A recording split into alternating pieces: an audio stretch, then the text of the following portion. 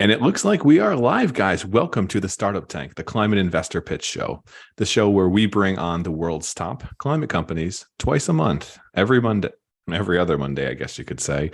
The top pre-seed is to seed climate companies to get them a bit of exposure. We bring on our investor panelist sharks. I'm joined by a couple awesome ones today. We'll give a bit more context in a sec. And if this is your first time and you're looking to raise funding, well, you're in luck. The startuptank.com, you can apply to pitch on here. Think Shark Tank, or Dragon's Den, but for climate companies. And if you're looking for funding, well, finding the right investor is probably high on your mind, especially these days with the economy going to shit, so to speak. So if you go to forward.vc/VC database, we've got a database of 900 plus climate funds, incubators, accelerators, and CVCs, which you can filter by stage, sector, geography, and check size, which means you can find the perfect investor for you. Forward.vc/VC database for more details. That's forward, like the number 4, ward.vc. We invest in companies that move the world forward.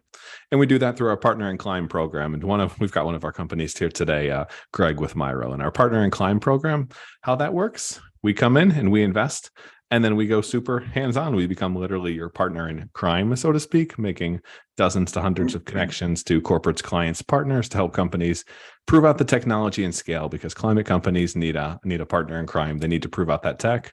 And once they've done that, they can scale into industry. Today, I'm joined by some incredible investor panelists. I'll bring them in now and let them share a little bit more about themselves and what they're doing. Tina, you want to share a little bit about TDK?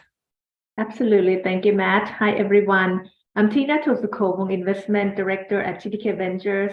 We are a 200 million AUM fund, investing worldwide in early stage company, typically seed to Series B, investing from 500K to 5 million for the first check per se.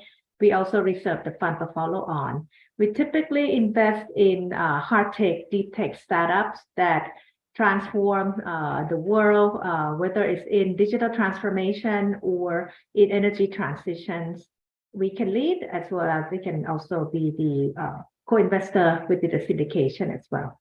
So that's all about us. Oh, one more thing. We are located in Silicon Valley, Boston, India, and we'll be interested in having a footprint in Europe very soon. Very cool. And thanks for coming in and helping with the panel, Tina. And for context for everyone else, the companies, they'll get 5 minutes to pitch. We've got our panelists, they'll tear them apart. And at the end, we'll choose a climate startup of the night. Arvin, let's get shark number 2. What are you guys doing at Warsaw? Hi, Matt. Glad to be here. So I'm heading the Climate Tech Investments Division at Warsaw Equity Group. It's a private investment fund based in Warsaw, Poland. We invest in European climate tech companies that will also move the world forward, just like Forward VC. So our investment ticket is from 1 to 5 million euros, 10 million euros with follow-ons, and our main focus areas within climate tech are startups that can reduce the carbon footprint as much as possible, or those that can avoid emissions, especially in the areas of circular economy, decarbonizing the industry, manufacturing, carbon management, so carbon removal and storage, for example, and then the built environment. And then there's Alex, last but certainly not least. Thanks, Matt, for having me. I'm Alex. I'm the founding partner of Ubermorgen Ventures. We're an early stage climate tech fund based here in Zurich, Switzerland, soon also in London. We invest between... Oh, that's news. We got to talk about that. Sorry for cutting you off. We usually invest pre-seed seed between 300 and 800K initially, follow on up to 2 million. And our focus is primarily on energy, enhanced materials. We do carbon capture and storage, mobility, and food and ag, always with the intention of reducing or drawing down carbon. Yeah, that's pretty much it. Glad to be here. Mm-hmm. And then there's us, guys. It's Forward VC. We're an early stage accelerator. We operate a bit differently than most. We invest in 1 to 2 companies a month and then come in and help you kick ass. We focus on all your major sectors other than the ones that have carbon credits and carbon accounting in them or anything to do with the blockchain. If you want to learn a little bit more about us, forward.vc, you can check out our accelerator and consider applying. But this is less about us. We're kind of here to be the Robins to the Batman, so to speak. And today we've got some pretty awesome companies slated. 5 companies planned to pitch. and waving kind of the rabbit around the hat. We got 5 guys. Let's kick things off on a little bit of a diversity focus. Hoopsy, Laura, do you want to take things away and share what you guys are doing to make pregnancy planning more climate friendly? Sure. And you'll have 5 minutes on the clock. Once you're ready, you can share your screen, and I'll give you a 1-minute warning if I remember. Otherwise, I'll give you like 30 extra seconds. Sound good? Yeah. Just organizing my screen.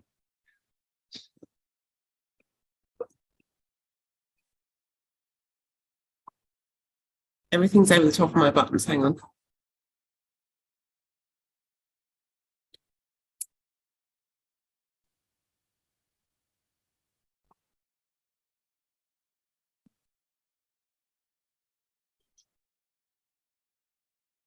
And if it doesn't format right, no worries. We can all see it anyways. It's all good. No.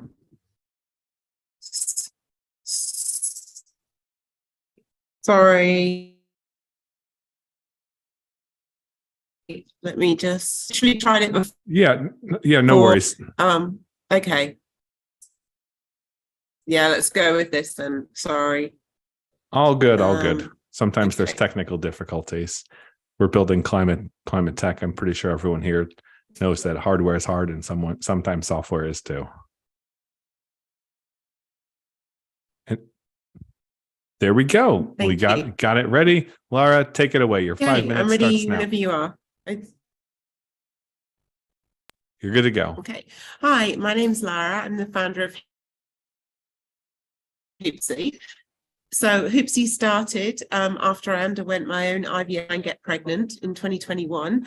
And what I found was that when women were using pregnancy tests to check if they're pregnant or not, some of them were using 10 or 15 per cycle. And I was just shocked by the amount of plastic that was being used in these tests, which were literally just used for 5 minutes. So a bit more, I realized that on average, women are using 3 tests every time they check to see if they're pregnant. And these pictures here are from people that have posted them on Facebook, and they would just be people would use 10 or 15 tests. We know that on average, infertility is increasing, and it takes a healthy couple 12 months to get pregnant now. In the UK alone, 12.5 million pregnancy tests are sold every year, which is around 120,000 kilos of plastic going into landfill. And in Europe, it's around 31 million tests.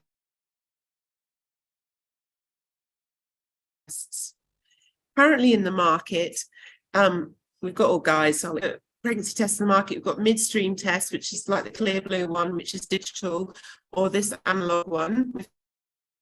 We've got cassette tests, and then we've got strip. There is no environmentally friendly option. The most environmentally friendly is the strip test, but the problem with that is that you have to wee into a cup and then dip the test in, and the midstream test, just because it's perceived to be less messy. So introducing the Hoopsy Eco Pregnancy Test.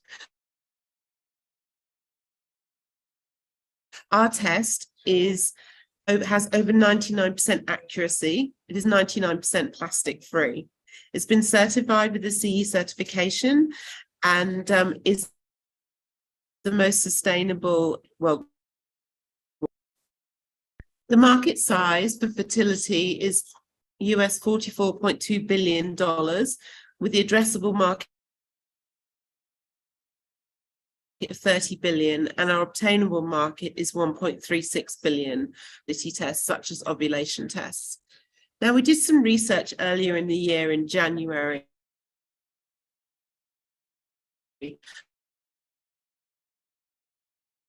with trying to conceive for a year or more. We also know that millennials, which is our target audience, are looking for products, and at the moment they test.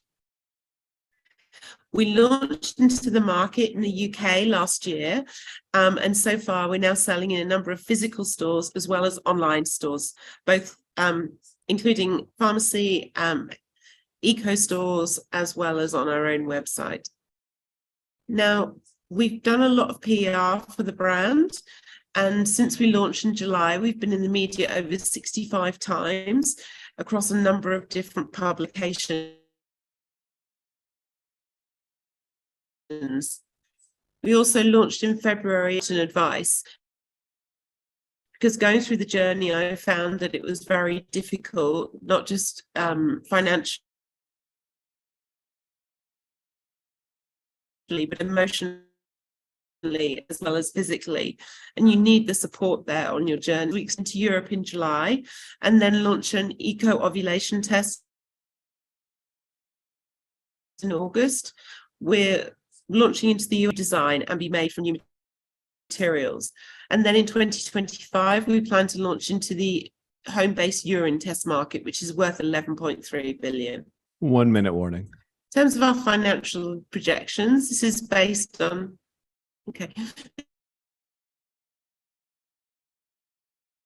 this is based on us looking at Europe this year, achieving around 1% of each market. The team is made up of myself. I've started and run a number of businesses. Is ex-BCG, has a background in healthcare, and to support people. Plus, we have a couple of advisors, one in marketing and Dr.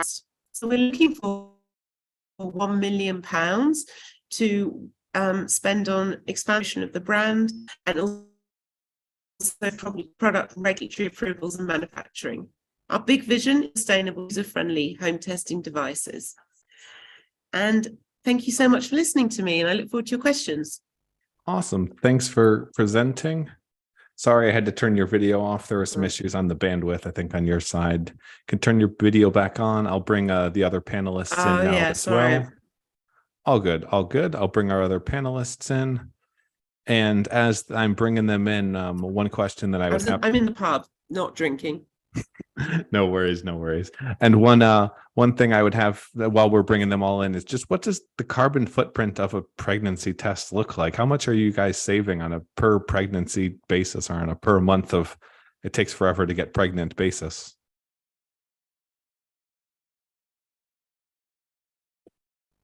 Well, each pregnant, on average, a midstream test has 9 grams of plastic in it, and those 9 plastic take around 30 years to break down into microplastics. So if a couple is using 3 tests every month to test, that's 36 tests a year. So globally, there's 812 million pregnancy tests sold every year, so which is around 6 million kilos of plastic globally that goes into landfill. Okay. I would kick things over. Alex, you went last on intro, so you want to go first on questions? Sure, I can. Thanks, Sarah, first of all, for presenting Hoopsy to us. I was wondering a bit about your unit economics, for one, and your go-to-market on the other hand. And I have another question, but I keep that for after we spoke about your go-to-market and unit economics.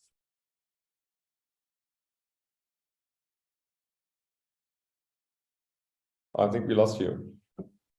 You there, Laura? Uh-oh. Oops. Let's see. We'll give it a minute or two. If she has to jump back in, maybe we'll transition over to somebody else and then. Connection dropped out. I think you're back now. Yeah. Okay, you're back now. So can you repeat the question, Alex? You might have missed that. I wondered if you could give us a little insight on how you approach the market, where do you sell, and what your unit economics look like. So how I approach the market in terms of how I decide to launch into the UK? No, how do you get your customers? Oh, how do we get customers? Oh, okay. So obviously, so there's really 2 types of women that use pregnancy tests, kind of mass generalization, but there's the people that had sex last week and their period didn't arrive and they're a meltdown, and they're going to head straight to the shops and buy a test. We're selling in 25 physical stores, but mostly online. So at the moment, our target is women who are planning. And some people will plan a month to 6 months to 12 months in advance that this is when we'll start trying to get pregnant. And then the women that are doing IVF, they will know that when their next cycle is, they'll be planning for that. And they normally know a couple of months in advance. So in terms of reaching them, we've partnered up with quite a lot of different people, including acupuncture, fertility acupuncturists, fertility coaches, other products that people would use in that step, in that process of trying to get pregnant, as well as trying to reach them through things like ovulation apps, through partnerships with other brands like, I guess, nutritionalists and that kind of thing. So lots of different ways. We haven't found one hard and fast way that works. So we're trying lots of different ways at the moment. And before we go maybe to the unit economics, how does that? Oh, you need to, sorry, yes. So our GP is around 70 to 80%, depending if we sell direct to retail, direct to consumers, or into retail stores. So our margins are pretty huge. We sell the 3-pack. So we have a 3, 5, and a 10-pack. We sell a 3-pack for £14.99, and the cost of goods is £169. Oh wow, yeah, nice. Yeah. How's that surprising compared to your competitors or the competitive solutions that you presented? So we're price parity on a per test basis with Clearblue. So we do Clearblue sometimes do a 3-pack, but mostly they do a 1 and a 2. But my kind of idea of launching into the market was, let's be price parity. We can always drop, but it's harder to go up. Yeah. And in terms of quality of the results, everything is exactly the same. Everything's exactly the same. So inside these plastic pregnancy tests, there is a little strip of paper. And all I've done is take that little strip of paper and make it bigger and got rid of as much plastic as possible. It's really not rocket science what I've done.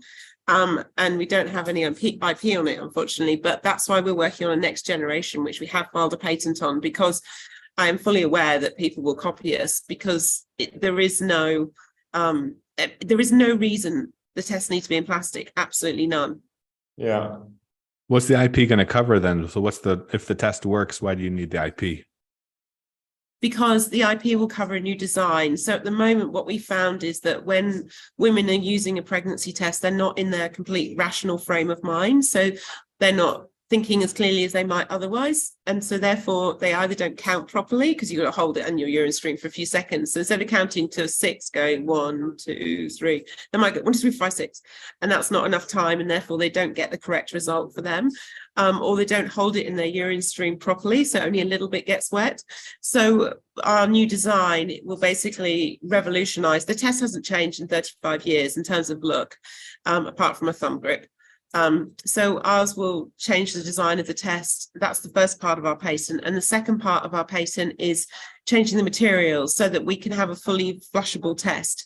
At the moment, there's one piece that's plastic which we can't change because that's used the same in every test, but we've identified a new material that we can use that will mean that the test will be made from 100% sustainable materials and potentially might even be edible. Not that you want to eat it, but it's an option. Okay. And for panelists, just jump in with questions when you got questions. No need to raise your hands. Yeah, I think you cover the IP very well, because I think that's one of the things, right? If it works well, then others gonna copy. And in order for it to be like a venture scale return, this is the market that is full with incumbent. What is your vision in terms of really making this a much bigger company that it can be? Is it extendable to other types of tests? Because I'm pretty sure the incumbent, right, they recognize the plastic problem, and there are several solutions like using biodegradable plastics and things like that. So the incumbent's going to iterate on the ESG metric as well. So in terms of your company, how do you even get it to be much bigger and broader product offering? Well, first of all, with the patent we've got, that will apply across all urine-based tests. So initially we'll use it on the pregnancy test and the ovulation test, but we can then license that patent into other countries, and we can also offer it as a white label to other businesses, as particularly own label brands like pharmacy own label. And then we plan to launch into other urine-based tests like diabetes, chlamydia, vitamin D, and that market is worth $11.3 billion US, and it's only growing as healthcare becomes more and more expensive, and as people are struggling, especially in the UK, to get doctor's appointments, and people want to own their own health. So, and we may not go into each of those markets, but again, we can license that IP. And with the new design, the new materials that we're doing, that is completely revolutionary, and that will affect all immunoassay tests. So all lateral flow tests, where like a COVID test or anything, that will affect all of those. So we can then license that IP to any immunoassay test as well. So there is a lot of opportunities, and I do see it being a huge company. We're just still very early stages. How do you avoid being called Elizabeth Holmes? You're putting the it out there first person that said that to me, apart from my brother, who was just stirring me up. Okay. I think the technology is really there. I just think being really upfront with why the technology works is going to be important for you, because if you are going into the other blood testing and trying to simplify and have smaller, easier tests, you might as well kill the elephant in the room. I'm not planning to go into blood testing. Oh no, sorry. Okay. At the moment, we're going to stick with we. Yeah, at the moment we're going to stick with we. So, I mean, later on, who knows? But at the moment, it's still, the problem is, well, one of the challenges in the market is it's regulatory rules. And they can take quite a long time. So even with the new tests we're working on now, they won't be out in the market for another 2 years, because just they're probably 5 years away. So just hold on to your money until then, Matt, and join the board.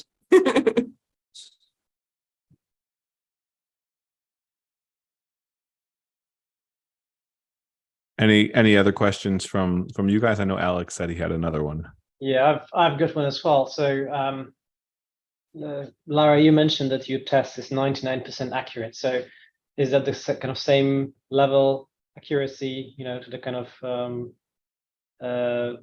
as your competitors on the market? And B, you also mentioned that on average, one uses a few tests kind of at the same time to find out whether she's pregnant. So three tests at the same time, I think you mentioned.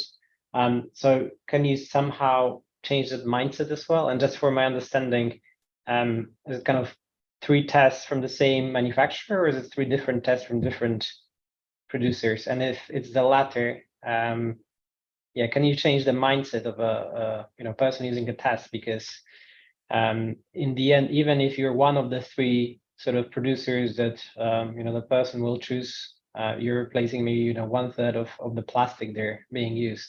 So just wanted to find out kind of how it's used in reality.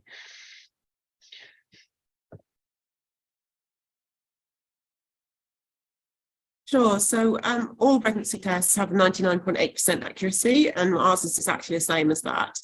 And that's been tested in clinical trials. In terms of the number of tests they use, so women with infertility increasing, women are really worried about getting the right results. So when they do 3 tests on average, depends on the person, but a lot of people will use 2 analog, as in the line tests, and 1 digital test, because they perceive the digital test to be more accurate. And Clear Blue is really, Boots have their own digital one as well, but Clear Blue is the market leader in terms of digital tests. So I think there's definitely room for us to be the other 2 non-digital tests. And I think there needs to be more education around the digital tests, because they are horrendously polluting. Like, there's so much electronics and stuff in there. But the problem is that women, especially if they've been trying for a long time, they're really worried about getting the right results. And to the point where some women now will take a pregnancy test every single day up until week 12, because they've had miscarriages. And this is with having blood tests, with having scans and everything, but they're so worried that they're going to lose the baby that they will keep testing. So I don't know if you can change the mindset. It's such an emotional state. So I think that will be very, very challenging. So I think that probably the easier thing to do is, rather than change the user, change the product, so that we have something that's actually is more sustainable. And if people do decide to use lots and lots, I mean, I've met women that have used over 600 tests in their lifetime. So it can be a massive, massive problem.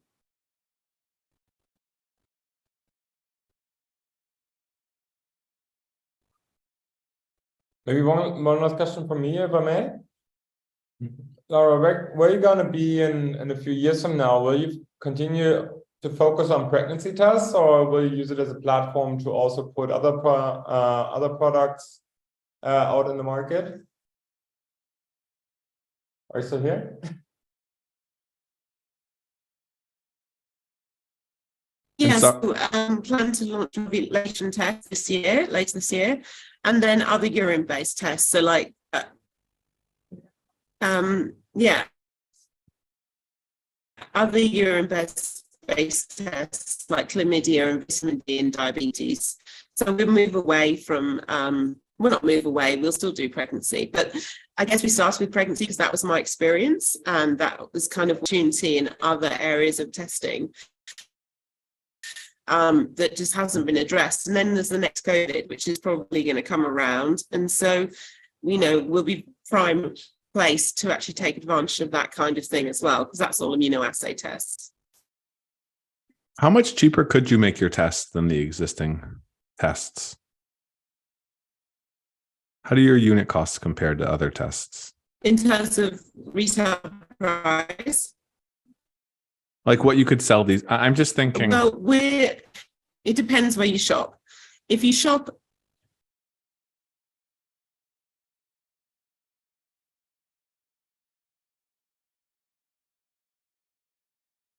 having some difficulty with the videos. Apologize for that. If you say more, Matt.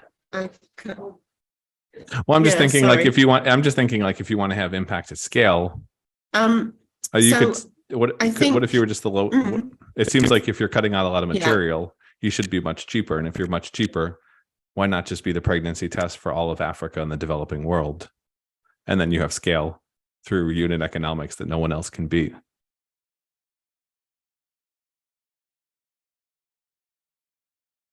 That's definitely an option. The challenge is we're back to regulatory approvals. So every country has its own regulatory approval process.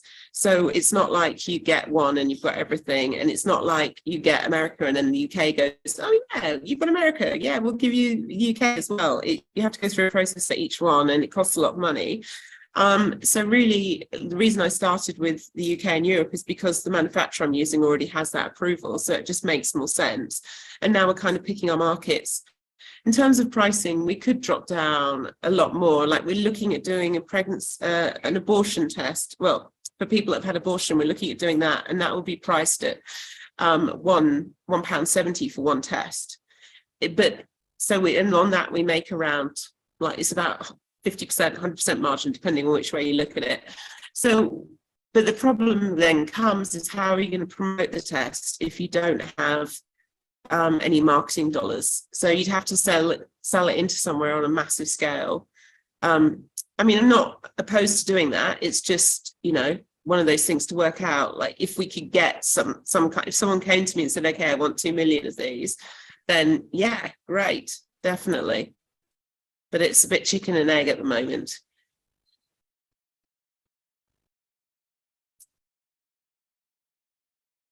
Any last questions, folks? Awesome. Then, Lara, thanks for presenting. I would hand things over then to our next startup of the night. Let's just go the full opposite end of the spectrum. Vlad, do you want to share a bit more about mushroom farming as a service? Yeah, sure. Thank you very much for the opportunity. One moment, I will share the screen. And also about escaping Russia to farm mushrooms, which is a cool story. Everything will be in the pitch. Awesome. Let me know when you're ready. Yeah, so I'm ready. So take it away.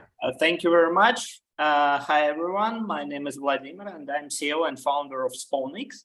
And we develop and sell mushroom city farms as a business. And one moment, yeah. And this is a pack of shiitake. Yeah, obviously, there is no reason to bring a live one to an online pitch.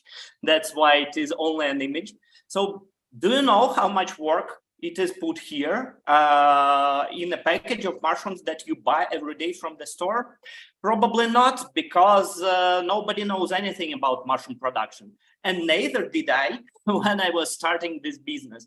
Me and my wife started our startup as a conventional small-scale mushroom farm back in Russia with no employees at all, and grew it to an industrial scale facility producing 10 tons of mushrooms per month with consistent deliveries and profits.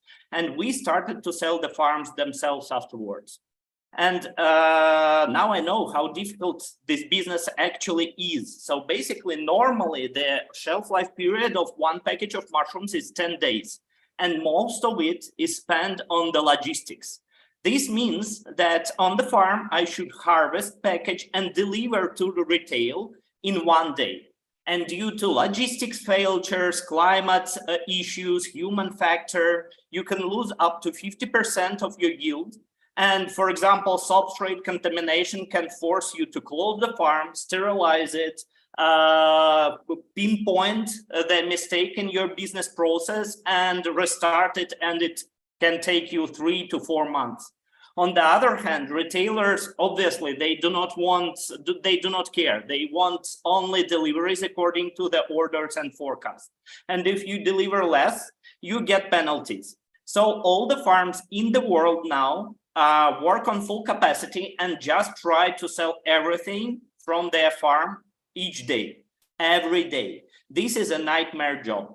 And this is why even from huge facilities, 40% of the mushrooms in the world are sold below net cost from the farm. And this is why there is not enough producers now on the growing mushroom market. There is a really small number of specialists who can build and run mushroom farms with profits. That's why we started SpawnX. We developed a sustainable, modular, scalable system that consists of our own substrate preparation machine, ventilation system, and growing room, farm automation software, and planning software. With it, we can match the yield and the sales forecast with 90% accuracy in 6 months in the 6 months period for the future. And we reduce all the technical risks of the farms to zero. So basically, as a buyer of our farms, you do not need to have any special knowledge to run it, only management skills and flow of orders. Nothing to know about mushroom growing. And this is mushroom farming as a service, and this way we can grow the number of mushroom producers exponentially. Because of such a fast turnover period of mushrooms on the farms, flow of orders is required to start this business. This is why we first partner with retailers, such as, for example, Spar and the Revi Group in Austria, where we are located now. They cover, so basically we suggest them that we can cover their demand in locally produced mushrooms in every region. And they give us these demands, and we find a local farmer to actually sell our farm. And this is a win-win situation for everybody. Retailers get their ultra fresh mushrooms. 1 minute warning. Yeah, the farmers get high marginal business, and we get the sales of the farms. We charge only one-time fee for the hardware and its installation. Hardware is produced in series on contract factories, and installation is carried out by our partners. Then on monthly basis, we supply the farm with substrate and mycelium, which are essential consumables for the farms. And basically we produce them ourselves, and this way we generate recurring revenue for our company with big margin. In the future, we will switch also to the leasing model. So yeah, everything is possible with our brilliant team. And basically, we started in Russia and managed to escape the war, like with borders closing behind our backs. And now we are located in Austria with the whole team. And we are on pre-seed round. We are raising money to build the first, basically. And time is up. Yeah, in Graz. Thank you. And as a caveat, if they fail, they have to go back to Russia, and he has army orders. So just to add a little bit to the actual what's on the table, so to speak. So let me bring in the other panelists. Tina, do you wanna start this time and share a little bit more on questions? Should I thank you stop so the much. presentation? Yeah, you can stop the screen share. Yeah, thanks for the presentation, Vladimir. It's very interesting to really build the business from your knowledge of being the farmers. How big is your current revenue and market traction? So basically in Russia, where we ended up in Russia in the February 2022, we had our own farm of 500 square meters producing 10 tons of mushrooms per month. Two pilots going on. Mushroom farm produced around 50,000 euro recurring revenue monthly with 20K of profits before tax. And pilots were worth around 400,000 euro each, with projected recurring revenue for our company 150,000 euro per year. This is the economics will be the same in Europe, but we closed all our business in Russia and needed to escape the war. So for now, we do not have any recurring revenue. We only just here from December. Now we just we received an approval of banking loan. So basically we can start with establishing our farm. Within 10 months from now, we can build our farm and it will generate around 10 to 15 tons of mushrooms per month with recurring revenue of 100 to 150K per month and around 15 to 20% of profits. And we have around 20 pre-orders from DACH region, Canada, United Arab Emirates for the farm themselves, each one worth around 400,000K with the same recurring revenue per year, around 150,000 or so. I think the pitch deck probably have to be polish a little bit more so we get to see like what your revenue projection is gonna look like for these opportunities. So to be clear, I think right now you are in the process of starting up a new business model that you're not only gonna be producing mushroom yourself, but actually will sell hardware plus software as a service for other people to grow mushroom. So that's a new group. So basically, when we're talking about farm sales, our main business model is to sell the mycelium actually that we produce by ourselves on our farm. This is the consumable for the farms, but basically it is the mushroom seeds. And this is our main recurring revenue stream. Obviously, for that, we need to cover hardware and software. And we do not produce the hardware. We just sell it from the contract factories with a small markup of 15 to 20%. And yes, to sell a farm, I need to be operating one farm per world or per region. So one farm per Europe, and for example, one farm per US. So that VCs and customers for my farms can see that the unit economics works, everything is nice looking, everything works. That's why, obviously, we start with own mushroom production. And after 10 months, we start this mushroom production, and basically it feeds all the R&D team.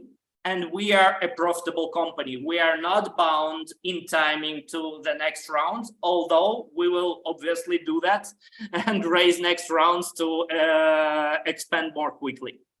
To clarify, how many of the mushroom farms didn't you say you sold some of the mushroom farms while you were in Russia to Russian? In Russia, we had 2 agreements with 2 retailers.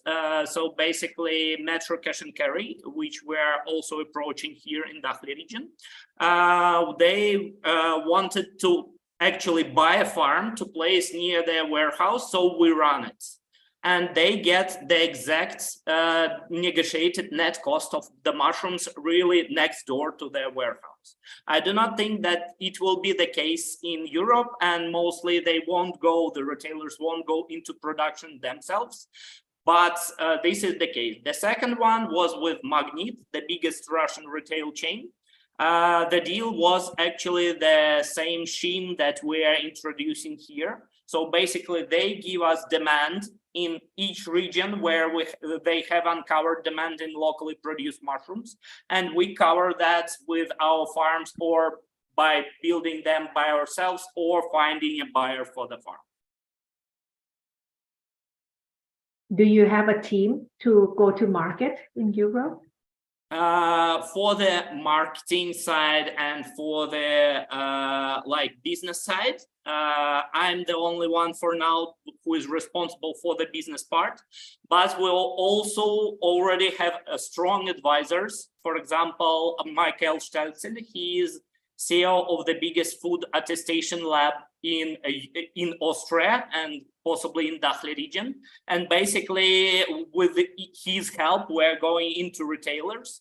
And yeah, basically that's it, because it is B2B personal sales mostly. Mushroom farming is a small world for now in Europe and US. It has a potential to grow like 200–300% more. But it is like in Austria, there are only 5 mushroom farms. That's all.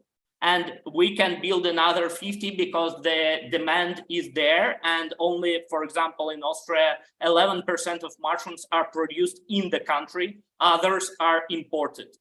And we can replace everything with local production, which is really cool for local consumer.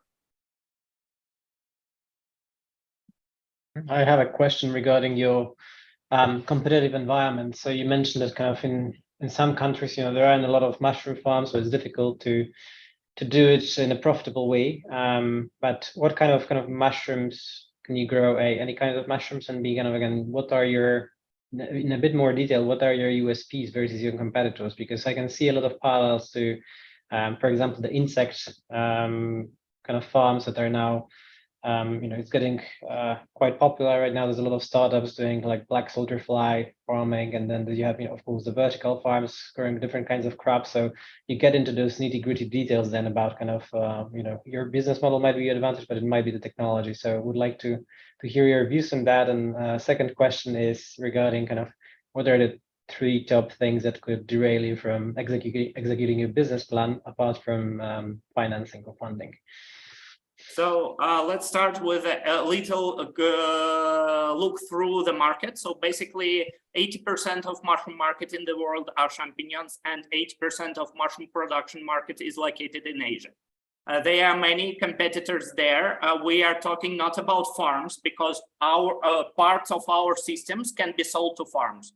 For example, hardware, mycelium, software, the existing, even big mushroom producers can buy this from us. And basically, we had pilots with existing mushroom farmers in Russia, where we basically automated the low-tech mushroom farm, and they increased their efficiency like 3 times in 3 months. Mm-hmm. And basically, that's in China, in Asia, there are many hardware producers for mushroom farming.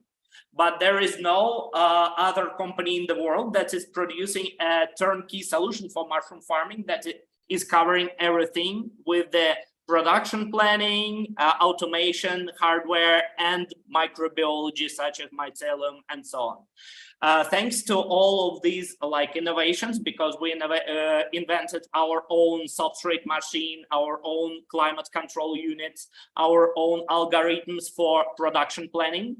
Nobody plans the production of mushroom farms for now. They just operate on full capacity each day.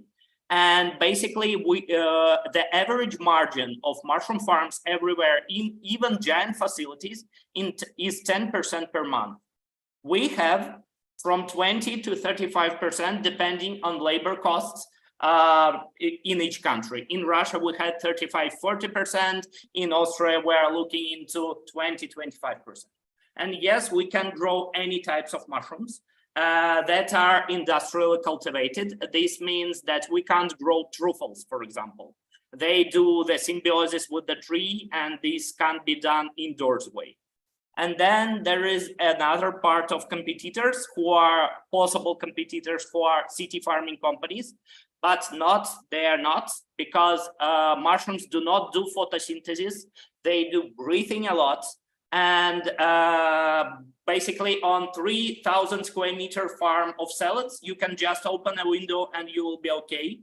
For each 500 cubic meters of air of growing room for mushrooms, I will be pumping in 15,000 cubic meters of air every hour to reduce the CO2 levels.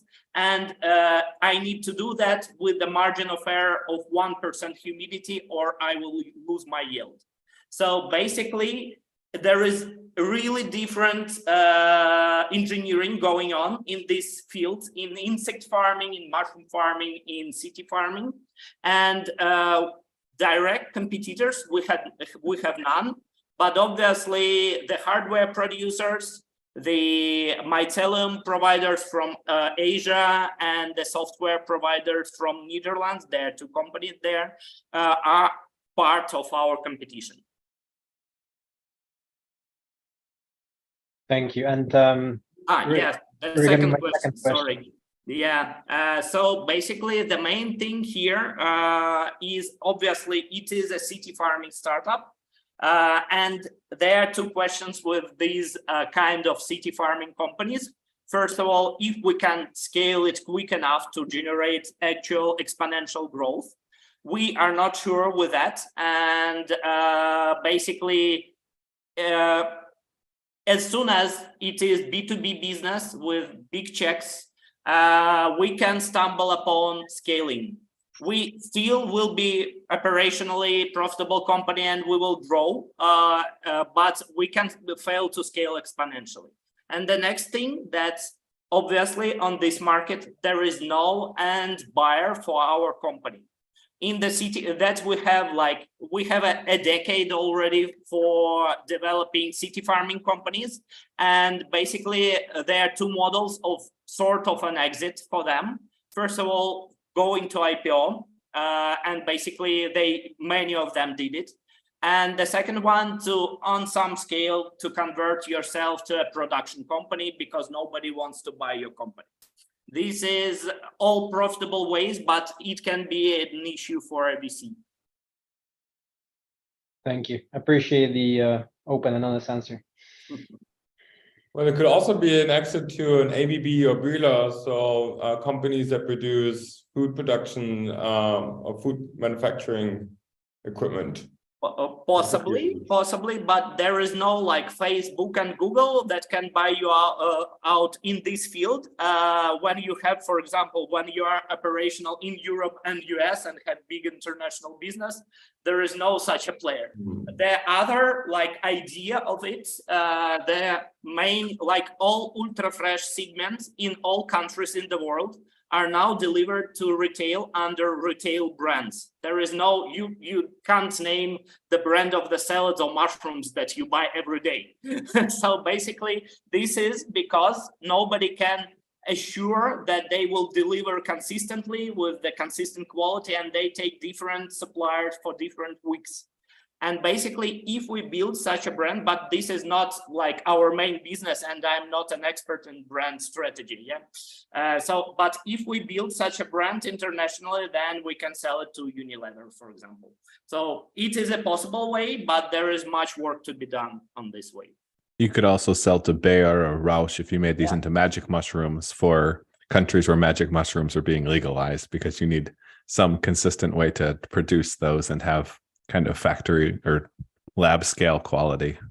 Yeah, you are perfectly right. This is like, for example, not only magical mushrooms, but like dietary supplements mushrooms. These are another market. They are grown on the same conditions, like with the same net cost of 1 kilogram, but they have much higher retail prices. So basically, we can do that where it is legal. In Austria, we can do dietary supplements market mushrooms, and we are looking forward to legalizing psilocybin mushrooms in like 5 years.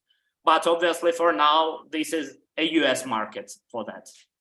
You might be able to as well have kind of micro exits by selling off brand. You sell off the US division to Kroger, you sell off the European division to Tesco or whatever that happens to be, so they can cut their costs on their mushroom production. Yeah, it is a nice idea because we didn't thought about it. This is a good one. Why wouldn't the unit economics be much more interesting if you would sell the mushrooms yourself rather than selling the equipment? This is a question more about my own like ambitions as a founder, because when selling mushroom farms as a service, I can scale up really fast. But when I am like doing the retail strategy, for example, this is a possible strategy for us. Like I buy land, then put a building, then get a loan for using this building as a collateral for my business, and do it like over and over again in different countries. My way to like being a major player in mushroom farming in Europe and US will take me around 30 years. But when I'm selling mushroom farms as a service, I can do it within 10 years. And this is what I'm intentionally want to do, because yeah, 30 years is too much for me.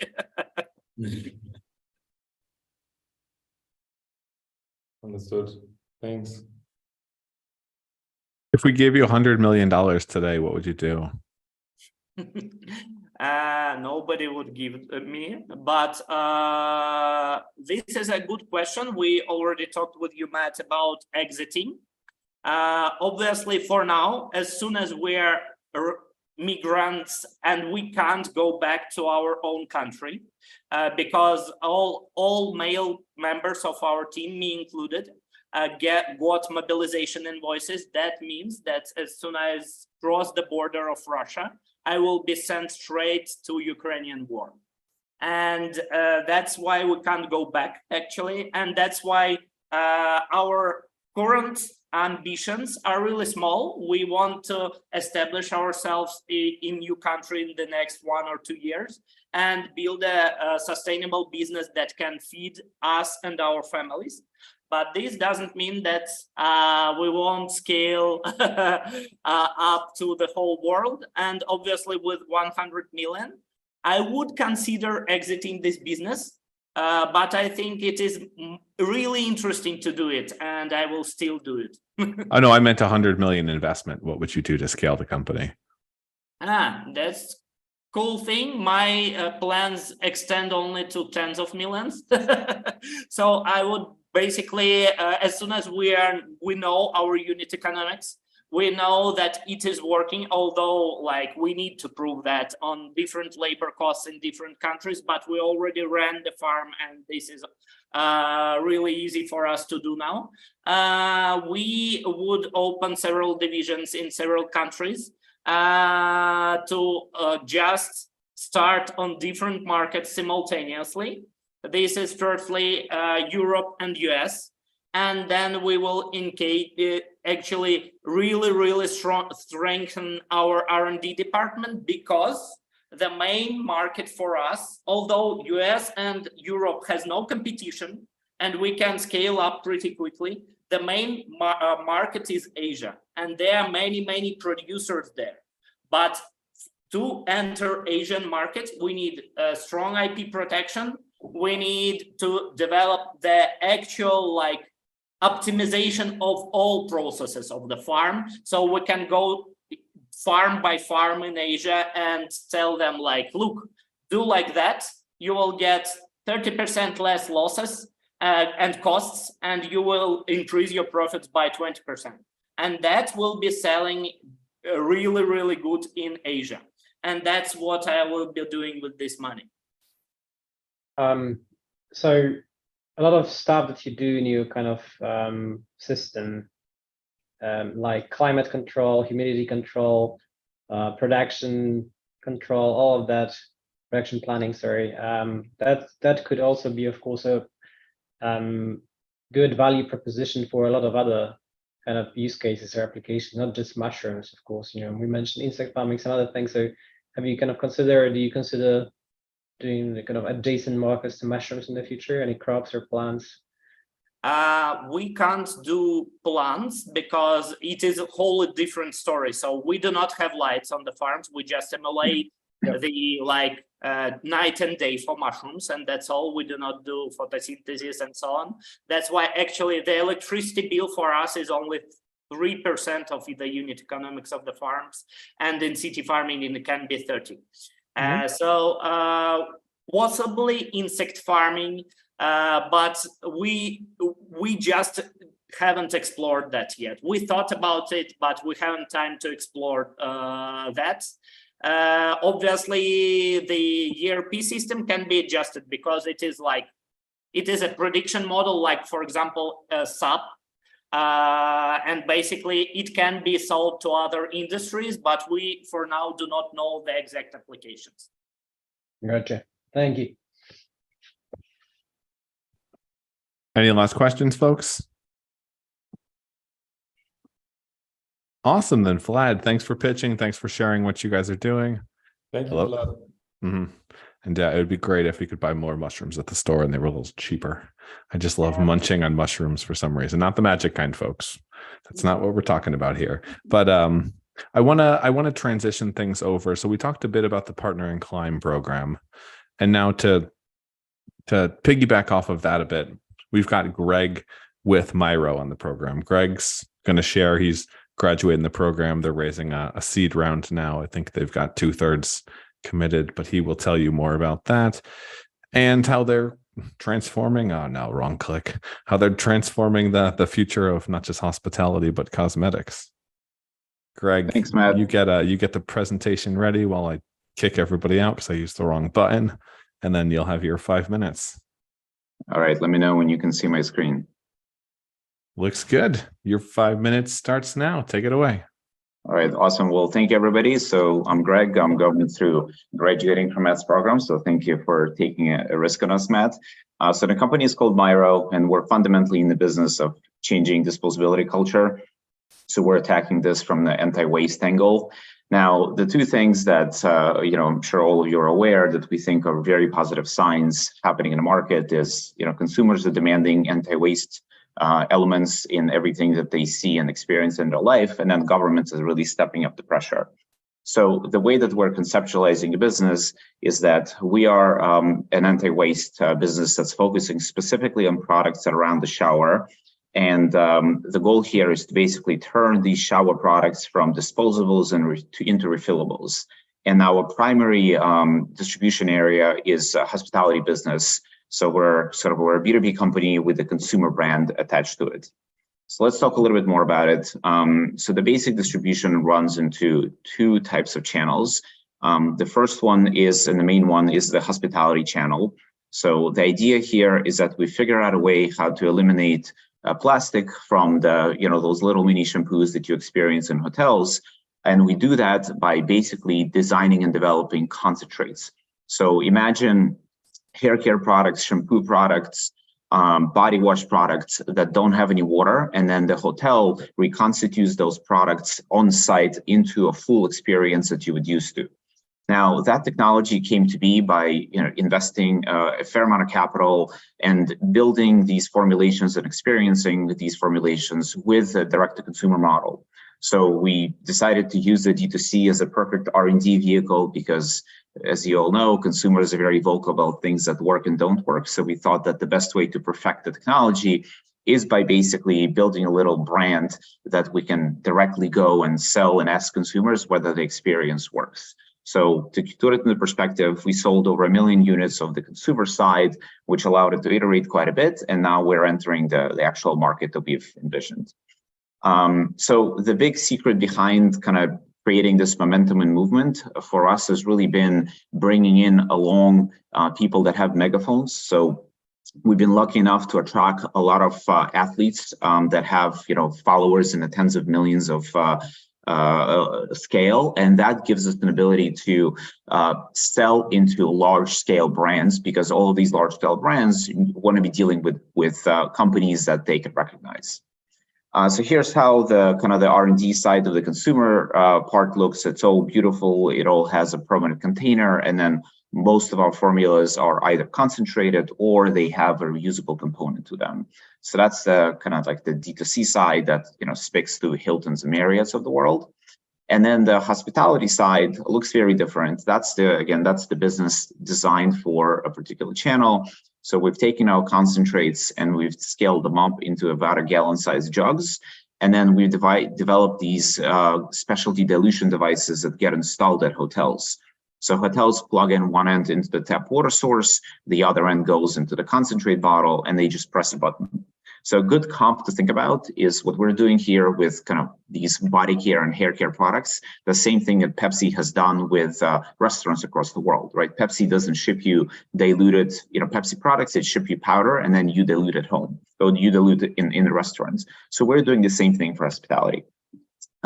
It's a massive industry. It's about $3 billion worth in the US. It's about $10 billion worth globally. Right now, we're working on pilots for fall of this year with about 3 property management groups. Collectively, they represent around 650 properties. So the idea is that you pilot in 10 hotels each. You prove out economics behind being cheaper because you eliminate water from the equation. 1 minute warning. Being faster to refill because you're eliminating a lot of the labor costs associated with refilling, and hopefully a better product. But the good news for us is that there's a lot of momentum there behind the regulation. So there's bans in the US, there's bans in Europe, there's bans in Asia. So we're riding on that idea that the government's catalyzing the change in hospitality behavior. And by the way, we're the only one in the market. There's a pretty vibrant cleaning market that already uses concentrates, but it's really hard to do it at scale for stuff that goes on your skin. So to put it to the context, I'll skip ahead. The business has roughly 50 to 70% margin, and every hotel is worth about $15,000 a year. So when you do the math, this translates into a pretty kind of rapid scale program. We're not putting it into the operating model, but 650 hotel pipeline alone is $10 million recurring revenue business. So with that said, we're raising a seed round of $3 million. We've got a lead investor. Awesome. So let me just. How much space you got left? None. So we got about half a million left in the round, 2.5 committed. So the point of this is to basically close out $500,000. Awesome. And I will pull in the other panelists, turn off the screen sharing, and kick things over to Arvin. Do you want to go first? I think you're on mute. You got to be able to read lips for the show. Thanks. Hi, Greg. Thanks for the pitch. So just wanted to kind of ask you about this year's revenue. So you're projecting increase of your revenues from $2 million last year to $4 million this year. Kind of where are you right now, and kind of how much of this 2 million increase is already covered by your pipeline, and how much is yet to be covered? So this year's projection is actually primarily focused on the e-com side, just because the pilots are about 6-month engagements. So the revenue for the pilots really kicks in 2024. So this year's revenue increase is just pure inertia coming from just pumping out these products and just selling more of them, either in e-com or on wholesale, which we see as not necessarily the long-term strategic opportunity, but we see that as a brand building exercise. And the thing that we found about kind of approaching and dealing with this hospitality market is that when you have a conversation with Hilton or Marriott or you name it, one of the big guys, they want to know that the brand is well developed so that their guests have the benefit of a recognized brand. So to answer your question, the pipeline revenue from these pilots is all baked in 2024. Gotcha. Thank you. And what is your kind of ideal client profile in terms of a hotel right now? So the ideal customer is actually not a hotel. It's a property management group that manages multi-properties. So the ideal customer is a property management team that let's say manages about 50 to 200 hotels. So they're just big enough to have scale, but small enough to sort of not have a too stiff of a corporate structure. And that type of a customer allows us to pilot within a subset of their hotels that they have the most flexibility in. and then based on the KPIs that we set together, expand into a whole pool of 200. And because this thing scales pretty quickly, you can do the math at $15,000 per hotel per year on a recurring basis. 200 hotels is a nice chunk of recurring revenue that you get off the bat. Thank you.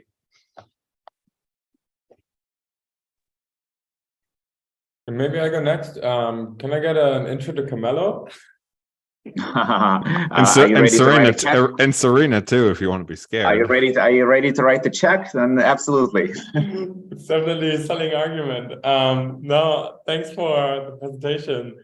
In fact, the main issue I'm struggling with is defensibility of your product, because I think I've seen quite a few of those startups. I really like your approach of going direct, not direct to customer, but doing hospitality, because then you don't have to do as much marketing and your customer acquisition costs are more manageable. But yeah, how do you make sure that it's not being copied? Yeah, so the answer is simple. So first of all, we got 3 patents and a bunch of kind of behind the scenes MP that we're not, interested in patenting. So it's a pretty healthy portfolio of moats that we built just sort of, from a intellectual property kind of strategy perspective. But more importantly, what you're referencing is there's quite a few players in the cleaning space.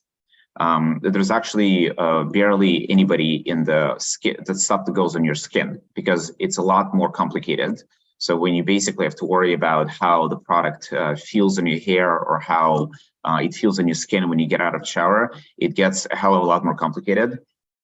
So our strategy is to basically use a combination of, again, kind of standard modes, so patents, trade secrets. We've gone as far as actually bringing in one of our key manufacturers onto the cap table that sit on our board, so that we can protect the investment. But then that's number one. But then the secondary thing is just the reality of the complexity of the technical process. And do you produce it yourself, or do you have a contractor to do it for you? So we have a contract manufacturer that we've created the formulation with, and we essentially brought in our IP into that manufacturer. We can't produce it ourselves because one of the key modes here is incredibly expensive. Being dependent on that manufacturer, is there several that can do it, or is there only very few players? Yeah, it's several. But you eliminate the risk by bringing them into the family. And they've learned that lesson already. Yeah, so I mean, literally, they are investing and sitting on our board. So it's the language that we use with them is sort of a joint venture type. That's how they see it. That's how we protect the IP. That's how we ensure that things don't get messed up. Yeah, that makes a lot of sense. And where'd you get the 50% cost savings for the hotels from? So that's the basic model. Is not only is it kind of a better product, but it's also significantly cheaper. Yeah, I mean, it's very simple. So the sad reality is that when you deal with kind of property management groups, I mean, they could care less about sustainability. They care about P&Ls. And the selling proposition for them is that we basically cut the cost by eliminating water. It's as simple as that. Right now, their model is to take either the little mini bottles that they have to change anyway, or take the big bulk things that you probably saw in the shower whenever you stayed at the hotels. So they're 95% water. So eliminating shipping of that water is where the cost savings come in on the product side. And then the secondary benefit is that hotel P&Ls live or die labor costs. So by making the refilling process up to 90% faster, you're cutting out time, so you're making labor more efficient. So that together, so labor plus the product cost translates into just a better profitability of the final end product.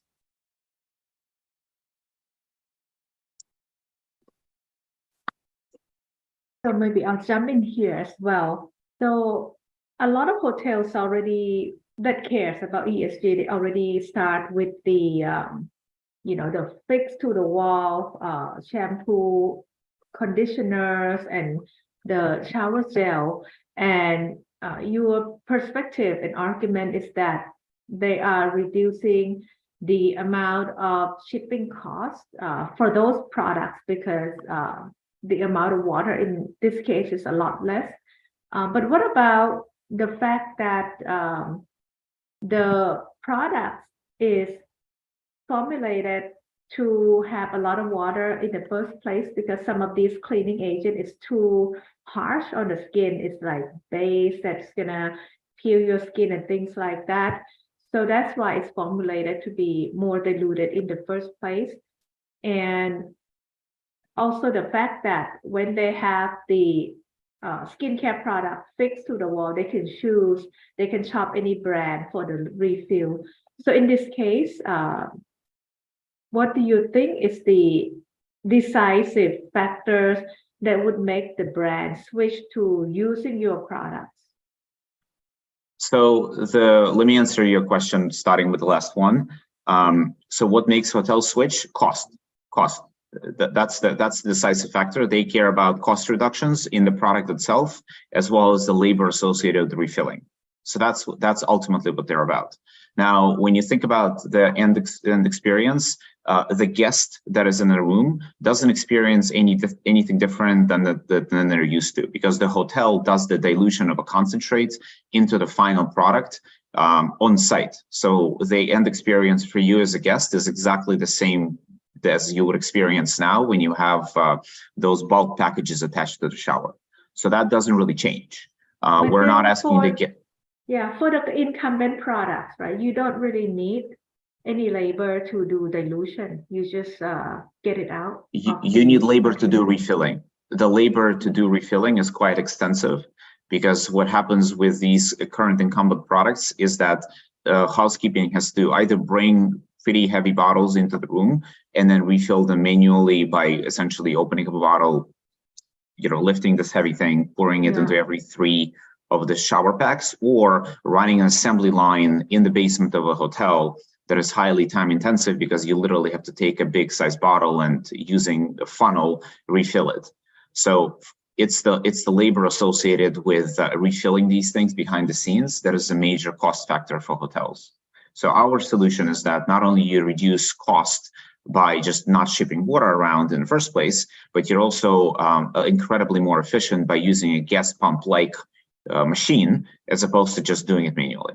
And you reduce climate emissions a ton, because basically you're shipping 90% of the product as water that you don't have to then ship. We certainly reduce CO2, we reduce plastic waste, and this is something that the brand people at Hilton's of the world love to hear, but that's not the P&L argument for hotel operators. And the IP, what does the IP cover? It's everything from packaging to concentrate technology. So the concentrate tech, like how do you basically make the shampoo feel like it is an amazing hair product in the concentrated form that gets diluted across all types of tap water. So one big complicated technical challenge that we have overcome is that tap water across the world is incredibly different. In the US alone, there's like 13 different types of tap water, different concentrations, different mineral weights. So you have to make sure that on a chemical level, that product feels incredibly consistent and is uniform. So it's the same, again, like the best analogy that I keep coming back to, it's the Coca-Cola machine in every single restaurant analogy, right? They are figured out how to make Coca-Cola taste exactly the same by shipping restaurants powder. And that's exactly the same model that we're after. What does the 3 million get you to in terms of traction, results, and where you would be at for a potential Series A or profitability? Yeah, so the 3 million gets us to about, from a sort of run rate perspective, if you think about like when that cash not runs out, but when we deploy that cash, it's around a 2.5-year runway. So at that point in time, we should be well on track to be, a $25 million run rate company.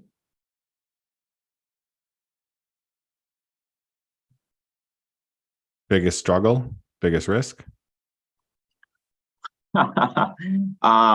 Well, I mean, the biggest risk is that, we're dealing with a very much a buddy-buddy market.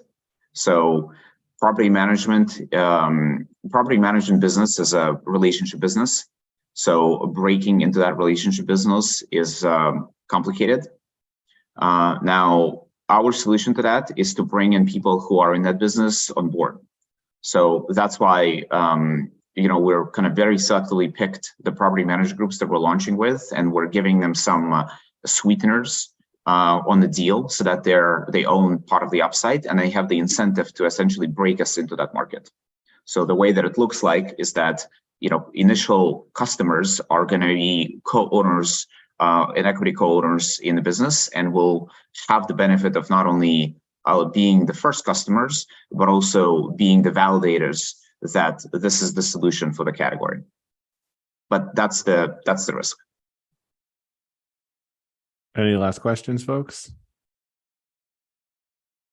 I actually invested in a very similar company 2 years ago that was D2C. And the main issue was that the supplier didn't deliver. So it's good that you have these guys on board. And the basket size, the direct to customer, the basket size was too small to cover or to make it profitable. So yeah, the D2C business solved a lot of the issues, which I really like. 100%. Look, the D2C business, I mean, it has a lot of issues that, like, just like any other D2C business. I've always viewed it as it's a nice shiny object on a hill. You have to have it because hotel operators, hotel brands expect you to have it. So you need to do it. You need to have Carmelo on it and all of these other things. But as a cash cow, that's not it.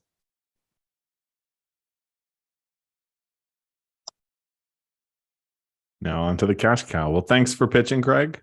Thanks for taking part in the program as well. And tonight, I think I'll recuse myself from choosing the company of the night, and I'll let you guys do it for conflict of interest and all of that perspectives. But I want to pass things over. Greg's trying to get rid of plastic and reduce kind of pollution. Well, now we got a company who's helping kick up recycling. Dovi, you want to take it away with Key 78 or Key 78 or how? I got to pronounce the name wrong at least once. So Dovi, you want to share a bit more about what you're doing? Yeah, sure. Let me share my screen.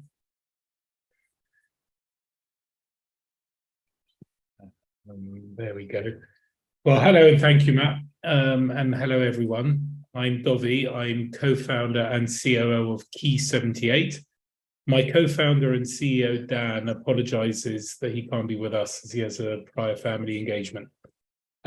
Key 78 is the key for brands to enable consumer-powered recycling. It's a new comm channel being deployed through the recycling of consumer packaged goods, addressing ESG actions and sustainable development goals, budgets, whilst tackling the $441 billion consumer packaging waste problem. It's very apparent that brands are nearly completely blind on recycling data. There's no system in place for brands to track their products' recycled status. And even more shockingly, brands don't know who is consuming or recycling their products. Additionally, very little is actually being done to incentivize people to recycle. And all of this creates a trust gap between brands and consumers that we're looking to fill. We're creating a direct and quantifiable link, the Key 78 digital on-pack recycling mark, between dollars spent by brands on their sustainable development goals and the volume of their recycled products. A live ticker feed on brands' own websites via our API displays real-time data of recycled products so that brands do indeed meet their sustainable development goals. The consumer-led activation of a circular economy allows brands to track recycling status and through last-mile engagement, build loyalty, trust, and fun for purchases that don't create waste. Our solution tracks recycled waste, incentivizes and rewards recyclers, and is brands' last-mile interaction for next purchase influence. Established recycle hubs and bins can be identified through GPS, and similarly, people will be able to set up recycle bins at home, work, or even in the community. The consumer scans the product, activates the bin and disposes, and then their reward is delivered. P78 is a new recycling mark. Whilst this space remains somewhat uncontested, it's not to say that there's no direct competition. Creative agencies and brands can create their own in-house solutions, and QR technology providers could up their game and deploy similar systems to compete against us. By the same token, established recycling hubs and hotspots could pivot their business models to be more in line with Key 78. Though do note that Key 78's platform and mark is so disruptive that people will be able to recycle with ease at places of work and in their homes anywhere in the world. We're introducing our solution to food and beverage brands and to supermarket own label brands. Our business model incorporates subscription packages direct to brands and promotion packages through third-party ad agencies. And whilst brands are building up their data sets, we're building much larger data sets of profile of recycler, product recycled, and the place in which it was recycled.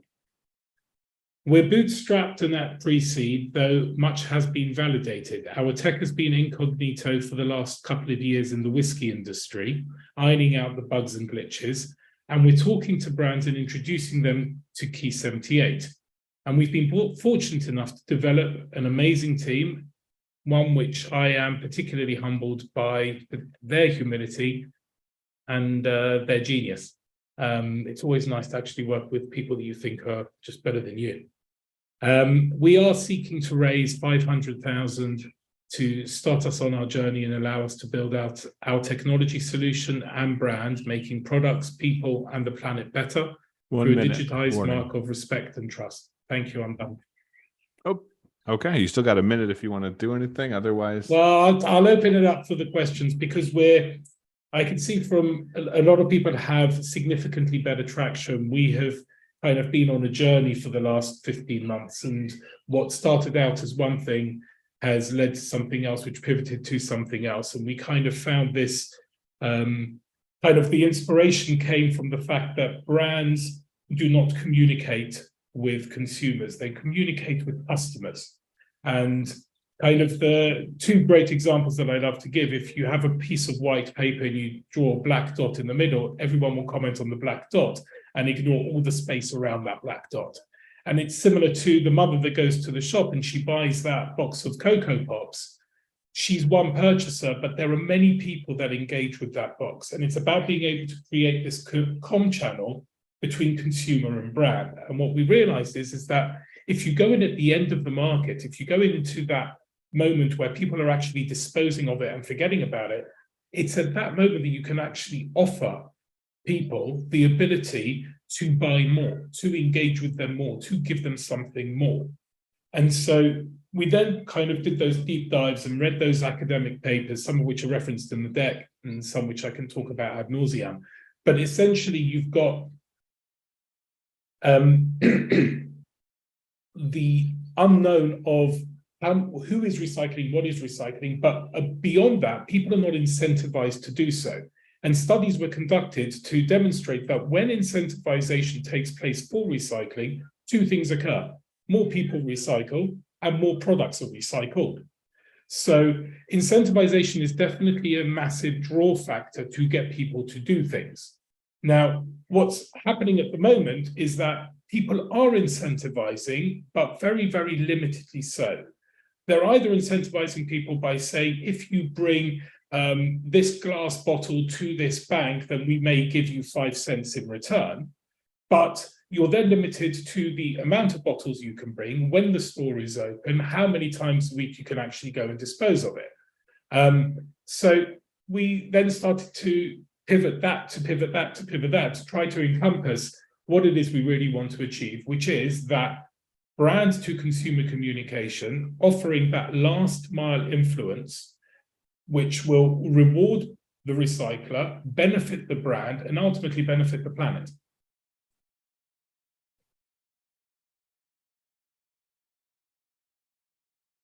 And where are you at today then in terms of the status of that?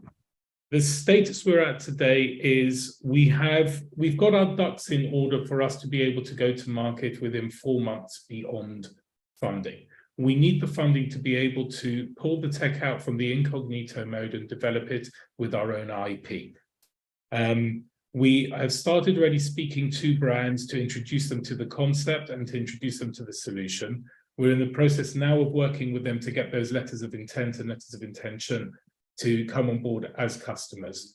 We've got the different teams that we need in place, initially quite skeletal teams, but teams in place to drive those sales in the particular markets, and also work with municipalities to be able to actually, GPS locate some of those recycle bins.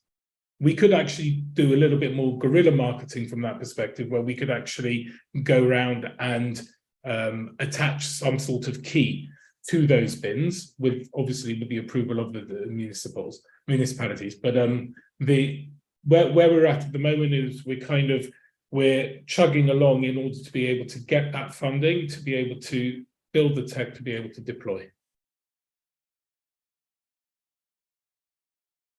Thanks, Arvin. I guess my question was around how do you avoid fraud, right? Because you have an incentive to just get the reward without actually recycling it properly. And how do you make sure that they actually recycle it right? Because the purity of the material streams is obviously important for recyclability. So do you have a mechanism in place? I guess you mentioned a GPS location or tags. How do you do that? So every key that is produced is actually individuated. The key itself, it comes from the inspiration of the platinum atom, which is my background.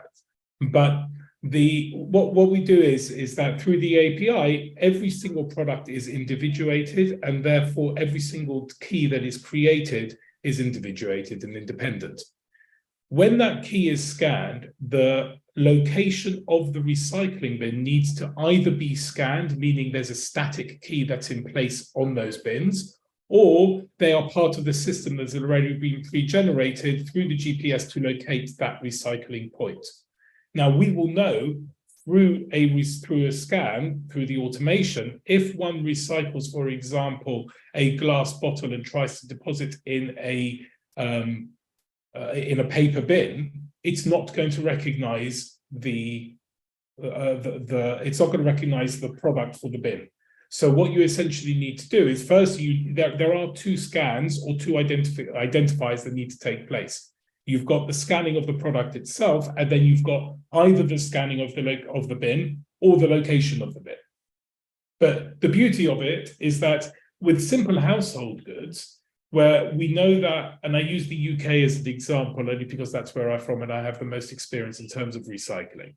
It's very different in Israel because I actually have to go to recycle, whereas in the UK it's collected for recycle. Yeah. But you have the ability, for example, through the GPS, kind of through the gamification in inverted commas of recycling, for people in their street to identify each of their recycle bin as a pointed recycle bin. So yes, there is always the possibility that somebody's going to try to cheat the system, but bear in mind they are their profile is registered within the system to be able to recycle product at a particular point of recycling. Sorry, I'm playing devil's advocate here. Please do. But still, I have the location of the product. I can just scan every bottle 20 times and then throw in one bottle. Every bottle 20 times against one particular location. Exactly. Like well, you can only recycle one bottle once. You can recycle 20 bottles at one location, but you wouldn't be able to recycle one bottle 20 times over because one bottle can only be recycled once. Because the code actually identifies that individual product, not the category. Because every code is individuated. Ah, okay. So it's not on the product level, but on it's on the product level, not on the. It's on a product level. So kind of if we fast forward 3 years down the line, in terms of the scope, the key beyond the recycling, we're able, if God forbid, there's a poison that is found in a particular tub of yogurt, we're actually able to go back to the actual individual tub of yogurt and work out from there, as opposed to just clear 100,000 tubs of yogurt, because on the safe side, we need to do that. And thank you. No, I understood. Who's paying you? How much? Who are our customers? Yeah, exactly. How much are they paying? Because I guess you can get your supermarkets or retailers, but also the municipalities to pay you for your service? So again, this is kind of a pivot of a pivot, and we're on this journey. This is very much the focus what we're doing today. Pardon me. At the moment, we have no customers. At the moment, we are pre-MVP, we're pre-POC. Having said that, we're using the data that we've accumulated from the incognito mode and applying it conceptually to what we're doing. Who our customers will be, we're looking at food and beverage companies, we're looking at supermarket own labels, those companies, pardon me, those companies that are having much more regular print runs of packages. It's much easier for us to deploy programs with them quicker than it would be the larger brands that are, doing print runs every 6 months, or as opposed to print runs every 2 months. But it's not limited to food and beverage. It can be on any single consumer packaged goods. So whether it's shoe boxes, whether it's plastic flower holders, whether it's even what Lara was talking about in terms of the pregnancy testing, all of these things are currently either being disposed of poorly or being disposed of within certain limitations. What we're kind of opening up is to allow people the freedom of the recycling within a trusted environment. But yes, the municipalities may well want to have kind of pilots being conducted through them. Those are some of the conversations we're having now with my local municipality here. So we're trying to work kind of a pilot scheme through guerrilla marketing, kind of totally bootstrapped, of how we're going to be able to actually get some sort of key on, let's say, a coffee cup with a bin in that store specifically for that, and gauge that type of engagement.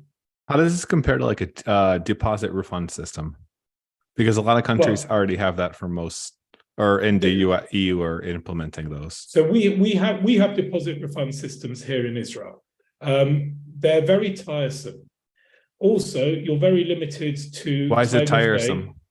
It's tiresome because you have to always bring your bottles to that place, as opposed to setting up a recycle bin at home, which is then collected, or which you can then, as one unit, go and drop off at a deposit place, where you don't have to go one by one by one by one. But you don't? Are you not still scanning one by one by one by one? Initially, you are, but you're getting the reward for one by one by one by one. What's happening with the depositories is that, number one, you're limited in terms of time. Number two, you're limited in terms of number. So you can't take, if you have a party on a Saturday and you've got 70 bottles of beer left over, it's a big party. But if you've got those 70 bottles of beer, you can't take those 70 bottles of beer to a depository and deposit them all in one go. At least not here. You can't leave them at home. You can't leave them at home and deposit them in one go either, unless it's a really big container, right? I'm thinking back to kind of home recycle bins, which are identified as recycle bins, and they are quite big. And there are startups as well that now work on solutions like crushing those. Yeah, there are startups that do crushing, but then you need a special device, and if you're installing like Mass Loop's device at home, then no, you can't do that at home. But I'm thinking back more to, I'm trying to juggle what I've experienced in Hong Kong, in the UK, and in Israel. Like, for example, in Hong Kong, there are kind of those recycle hubs, but you need to have a minimum of 2 kilograms. You need to go to a particular place that is going to take those particular materials. It's quite limited. Yeah, so I have a question. So there's one kind of key piece of info missing, I think, that I'm not getting. So there are a few different startups, at least here in Europe, trying to tackle this problem. You're right, there's kind of different deposit return schemes, and it's typically done through like having retrofitting existing bins, the kind of applying a certain kind of device onto them, or kind of having separate bins for specific purposes, like crashing glass, for example. So this retrofitting bins, both or the special bins, there is a way to verify whether, even if you scan the glass bottle, for example, it is a glass bottle. Yes. And then you can only input a glass bottle in it, you can't input anything else. Whereas with those home bins, who's actually responsible for verifying that? Because I can see, kind of, even if you sign a lot of different recyclers for a lot of those different things that you can recycle at home, if they end up, saying that 50% of the bins have wrong items in them, I mean, the whole kind of trust The whole operation falls apart. Yeah. Okay. So, in short, on the one hand, you have the static established recycle bins, and then you have what is classified in the UK broad home recycling bins, where pretty much anything apart from plastic bags can be recycled. They can be deposited within them, and then they are taken by the central recycling municipality system. However, an idea which we thought of is targeting, again, going after that low-hanging fruit of the supermarket own brands, and kind of online grocery shopping and local deliveries is becoming more and more and more, and visiting supermarkets is becoming less and less and less. So what's happening is that people are actually buying their groceries, they're being delivered to their house, they're being unloaded from the lorry, from the truck, and then all of a sudden what happens is that you have this empty space in the truck. Well, the brands, supermarkets that are delivering can actually collect the recycled waste, which has already been prepared by the customer. You've already got that ecosystem in place of the brand having that link with the supermarket having that link with the customer, and therefore the customer is able to get their rewards and incentives through their own kind of club card system.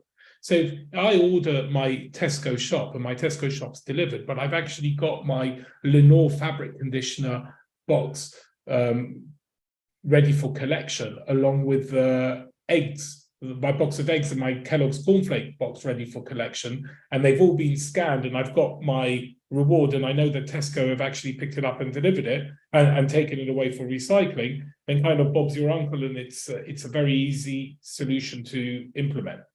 So yes, again, at the moment, it's not, we haven't yet deployed, so I can't give you all the veritable answers vis-a-vis, well, this will definitely not occur, because there's always scope for somebody to try to cheat the system or try to put the wrong product in the wrong bin. But what we do know is that through our coding, we're able to, number one, every single product is individuated, going back to that. So we know if that product is being printed on a glass bottle or on a packet of cornflakes, and therefore we know whether or not that packet is going to be accepted in the bin that one wants to recycle it. It's like if I decide to throw a banana, if I walk past a recycle bin and I throw a banana into the recycle bin, I've just thrown a banana into the recycle bin. But if I'm going around and I'm saying I want to scan this banana to throw into the recycle bin, well, it won't be accepted. It's not to say that somebody won't then do it, but you're not going to receive the reward. So there's no benefit for the consumer other than to actually get rid of the rubbish that they're carrying. I think I want to cut to the chase a little bit. I find that you will have to define the MVP very carefully. Brand definitely wants the information where the packaging ends up, and there are companies that is able to implement these at scale, such as those companies that are developing the robot sorting, so they can see, package, and recognize, package, and aggregate the actual number of package that actually go to recycles. So those are typical the people who can really get the right information to the brand, because they know exactly where the plastic bottle ends up.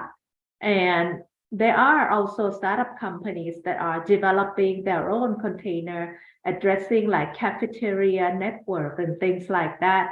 So the cafeteria would charge the consumer extra for the containers, And then when the customer bring back to the recycle, then they get paid. And then this startup company set up a centralized facility to wash the package, re-sanitize, and then bring it back.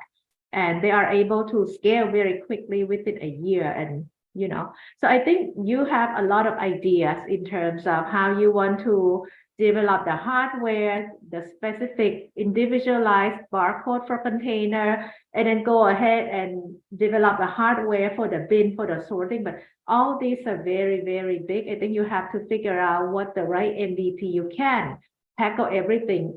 I don't think it's that easy. You have to raise massive amount of money to really instrument the home recycling bin for sorting, or the retail, the grocery. I think those are too big. I think you have to narrow down to find out your MVP. What's the fastest way for you to actually have the product and have the customer buy in that are differentiated from others? So that would be my suggestion. And making less is better than making more. If every person has to have their own lawnmower, everyone gets a shitty lawnmower. If all the neighbors pool together to get nice lawnmower, you can ride and finish mowing in half the time. So it's like if everyone has to put in an expensive or complicated or climate and carbon intensive recycling device into their home, they don't need to do that. They don't need to do that. Starting off in terms of where we initially intend to deploy, it's within communities where recycling is established, where recycling bins and even home bins are established, where recycling in the office is established. What we're doing is that we're making it easier for them to do so and reward them for doing so. Understood. Well, thanks for pitching. I want to make sure we have enough time for everybody. And last but certainly not least, we've got Alessandro with MetrikFlow, which is pretty related as well, helping retailers comply with ESG regs. Alessandro, you wanna take things away? Yes, thank you. Hello, everyone. Let me share my screen. And of course, if you guys are watching or listening and you're still here and you haven't subscribed, do that. thestartuptank.com/YouTube, where you can find us on any major podcast platform. Download our email list, get access to all the free resources we got for climate companies, forward.vc. And now we got MetrikFlow and Alessandro. Take it away. Thank you, Matt. Hello, everyone. My name is Alessandro, co-founder and CEO at MetrikFlow. And it's a pleasure presenting you tonight how we are empowering retail companies in the sustainability transition. So what's the market situation? At the moment, climate change is one of the biggest challenges that our society is facing. And retail alone contributes to 25% of global greenhouse gas emissions. Once you look into these emissions and you break it down, you realize that over 90% of these actually arise from scope-free emissions. These are indirect emissions of companies coming from their supply chains. So mainly about the production of their products, transportation, and use of resources and end of life. Why is it relevant at the moment? Well, new regulations are actually targeting these scope-free emissions to kind of unveil how we actually can achieve decarbonization. And in Europe alone, 50,000 companies will be affected next year, and they're actually not ready for change. On the right-hand side, you can see some of the regulations coming up. This year was the first one for Germany and France with AGEC and the Supply Chain Act. Next year, it's CSRD, and we have a few more coming that are actually targeting carbon tax and product environmental footprints. Some of the requirements that these companies have to face next year is around disclosing and measuring scope-free emissions, which is the first time sustainability reporting attached to their financial statements, and setting targets to actually reduce these emissions. And part of the regulatories actually address biodiversity, not only carbon accounting. So it's a much broader aspect around environment. What are the problems that companies are facing with compliance? It's mainly around expertise, processes, and data. First of all, over 3/4 of companies does not measure the impact of their supply chains. They don't have the data, or they don't process the data on the actual impact of their suppliers and transportations. Second aspect, the processes are very time consuming. So currently companies have very big Excel files, a lot of data collected manually, and actually also finding emission factors on a manual level, which leads to about 44% average error in measurements. Finally, most companies have a one-person sustainability department or no sustainability department at all. So next year, they actually have many difficulties meeting the increasing requirements. And that's where MetrikFlow comes in, a software as a service solution that enables companies to comply with sustainability regulation and supports the role of sustainability manager, making it easier to do data collection, calculations using automation and reliable data sets, also for reporting, and develop the overall environmental strategy going beyond CO2 emissions and actually including the full spectrum of resources, for instance, water, energy, and fossil fuels. We work on a first step basis. We start with measurement, then we deep dive into analysis on a product and supply chain level. And then we use AI to actually provide reduction scenario modeling. So analyzing how different materials, different suppliers, practices actually affect the overall footprint and impact of the company. And finally, we automate reporting for different standards, whether it's the European Union with the CSRD or the UK and the US with different legislations. Our product is an end-to-end platform targeted for purchasing or sustainability managers and facilitates all the reporting aspects. We start with the company carbon footprint across scope 1, scope 2, scope 3. We deep dive in product environmental footprint to actually get very specific data on a product level.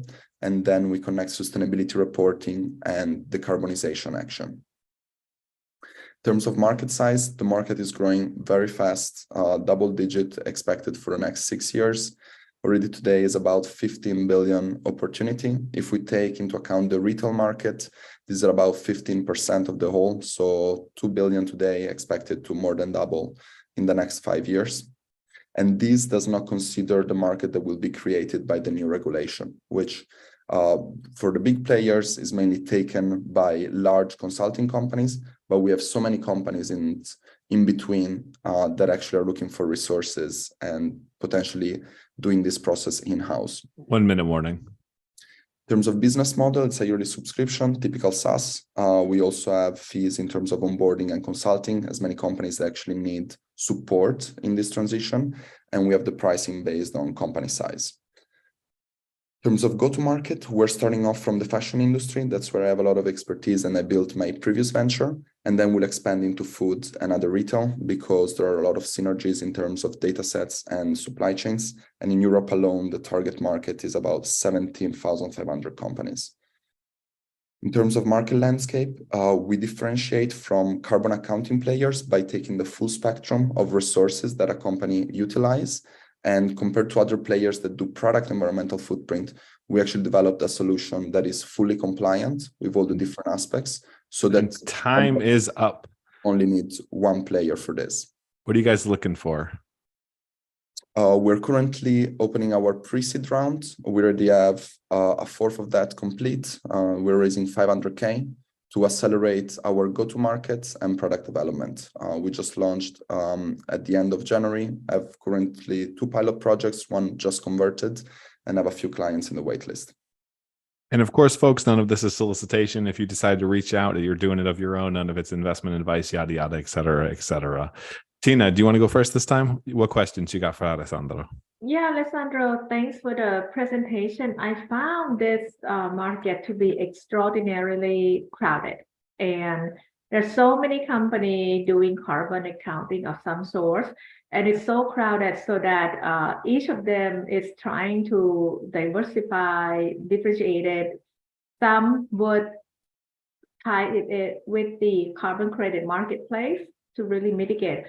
Some would generate the potential method to reduce the carbon footprint. And it is hard to grow because it's hard for the consumer to evaluate different players as well. So how do you think you can be the it company and then become really, really big? How do you go to market? Yeah, that's a really good question, Tina. Thank you. So what we've seen in the past, starting from 2016, was the rise of sector agnostic carbon accounting players because they only had to report scope 1 and scope 2. Now that scope 3 is coming into place, we see the rise of vertical players. So you have specific players that focus in one industry, because you really need to be an expert in a sector to provide, let's say, useful recommendations. We have a lot of expertise in fashion. That's why we're starting from that industry. We also have a good network in that space. And the materials and the processes itself, it's a very complicated market. So we're quite sure that a sector agnostic player won't be able to develop many different industries at the same time. So our goal is to become the leader for fashion and then expand into other areas across retail, and using distribution partners such as consulting companies that have already a lot of demand for these services and currently are still doing it manually. So actually helping them increase their profit margins by implementing software, and for us getting a good sales distribution in place. What is the SAM if you are focused just on the fashion industry? If we look at fashion industry, it's about 4,000 companies in Europe alone. If we take food and retail, then it becomes 17,500. If you take the US, this number probably more than doubles.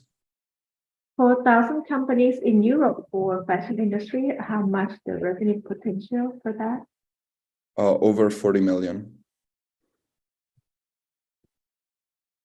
The revenue potential for the company? Yeah, for you. So we calculate about 20 to 25,000 as average ticket size for the companies. So 4,000 of that, that's about 8 million. Okay, and 80 million, sorry, 80 million. 8 million, so small, yeah. Thank you. so I've got a few questions. So first, kind of, I echo the sentiment of Tina. I've also kind of met really plenty of kind of players, upcoming players, incumbents in this space. Some try to differentiate kind of by going to different industries. Some try to differentiate by kind of having, for example, some parts of the platform more automatic, or having some AI somewhere in there, or stuff like that. So apart from kind of your industry focus on fashion, are there any kind of key technological differentiators, maybe some ways in which you do scope 3, or is kind of the standard manual data input process? And second question I have is regarding your pricing. So I saw from the slide on your pitch deck that you're offering different price tiers. So the first one is $6,000. The next one is 25,000. The third one I don't remember. But overall, compared to some of the other kind of similar startups to you that I've seen, is actually quite a high pricing point. So again, linking it to the first question, do you offer something extra to be able to also extract this pricing, or have you kind of not tested your pricing yet? No. Yeah, so we have tested the pricing with the pilot projects we have at the moment. Also, you have a very big gap in the market because you have the companies that target SMEs, and they're doing really a kind of a price war. You see prices also below 1,000 for the year, but these are not very specific kind of companies, and usually only target scope 1, scope 2 for the emissions. We offer a much more comprehensive platform for sustainability managers. So we also facilitate within the platform all the collaborations that they have with other departments to collect the data. And we have a big layer of automation. So once they could link their ERP systems, we built a model to actually make smart assumptions based on where they have gaps in their data. So this is an example for product environmental footprint for fashion. According to the regulation, you would need to collect about 160 data points for one single product of production. We can already process products that only have 3 to 4 data points because we have many default data sets already assigned to that based on the material or the country or a specific, let's say, process that a material goes through. So we actually make all these aspects of data collection much, much easier for the companies. And it also results in higher accuracy when you do an assumption. Most companies that do scope 3 use a spend-based methodology, which means they assign an emission factor based on every euro spent in a category. But if you work this way, it becomes very difficult to actually act and reduce the emissions because you don't really know which materials or processes you're going through. And this is the more complex side of things. This is also one challenge that we're facing by going to clients. But coming back to the pricing aspect, big consulting companies are charging 200 to 4,000 a year for the service, which pretty much also is all externalized, and then we'll need employees in the company to actually implement it. So in terms of pricing, I think it's fair with the clients we talked to about. Thank you. Alessandro, I was wondering, so I also agree with my colleagues. I see a lot of different solutions out of the point of view of the customers. I have like a carbon accounting tool, maybe a supplier selection tool, and now I need another tool for getting my ESG reports in place. So how do you think this landscape will develop? Because I can see a world where, at some point it's probably integrated in for the big ones. SAP, yeah. Exactly. Then there's still the smaller players, but they don't want to have 10 different tools for different type of sustainability topics. Where does it go? You're completely right. One client we're talking to at the moment, they're using 3 different providers just to cover all the ESG aspect. And they told us that they look in the future to actually have only one platform. So this is also one aspect that we thought through in the platforms, also being able to integrate social and governance with as pillars to then do the sustainability reporting, because many of these people do not like to have to get acquainted to many different softwares. And also many times they're not connected one another. So you need to input the same data, maybe 2-3 times. I believe there will be a player that is able to integrate the others. I think probably we will have lots of vertical players that then will be consolidated under a bigger tech company so they can provide these different services. And we're also seeing a big trend of consulting companies acquiring software to facilitate their work and also acquire all the data they already collected. Thank you. I guess that on your product development journey, the integration with those other tools is an integral part as well, right? That you just like pull the data and then APIs are definitely a big layer of automation that is coming in. Yeah. So how do you bridge the gap between reporting and actually changing things? Because that's often a big issue, right? Yeah. So, part of the reporting includes how the companies plan to reduce their emissions. And for retail especially, the big lever is category 1 of scope 3 emissions, which is all the purchased goods and raw materials. So if we think about a supermarket or a fashion retailer, they do not really have control, or at least they don't know yet what's the impact of everything they're buying. From next year, they will actually have a better overview. So what we're seeing is, for instance, this big retailer in Germany is now scoring all the suppliers based on their sustainability practices, and then is going to prioritize the one with better opportunities. So we're pretty much giving this tool to any kind of retailer or fashion company, retail company, to then also being able to choose better suppliers or better partners. But there's so many people that are also giving up very similar tools. That's my big challenge with the ESG reporting tools is the suppliers are doing this for primarily one of 2 or 3 reasons. 1, they're regulated and they have to. 2, they want to be able to have green PR and kind of wash that in front of folks. And 3, maybe to save costs, or more likely because they have to. So why do they choose you? And if it is that, then aren't they just going to choose the cheapest ESG solution that gets the job done? Mm-hmm.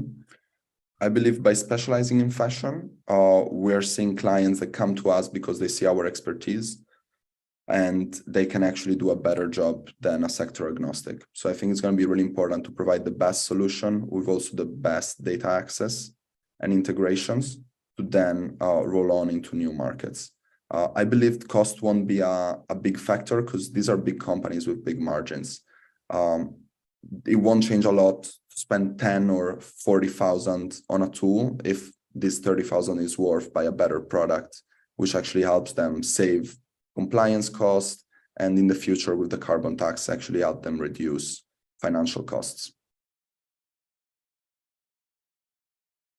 So I believe the key competitive is around automation and UX UI of the product. Probably also supplier specific or fashion and fabric specific kind of knowledge. So you can't necessarily replace one fabric with another fabric and get the same type of performance and results. We started in fashion. My first venture is a marketplace for sustainable fashion. We actually have over 250 partners, and we evaluated the sustainability of over 400 companies. So over the last 5 years, we actually saw companies really struggling to quantify their environmental impact, and definitely bringing a lot of knowledge from that experience. And that's why we're specializing on this vertical. I mean, can you just give it for free to all the companies on your platform? And then once the law comes into place that they have to report on ESG, just turn off the free part and have them pay? That's a good idea. So how do you think the ESG reporting market will develop, either in fashion where you specialize in or overall?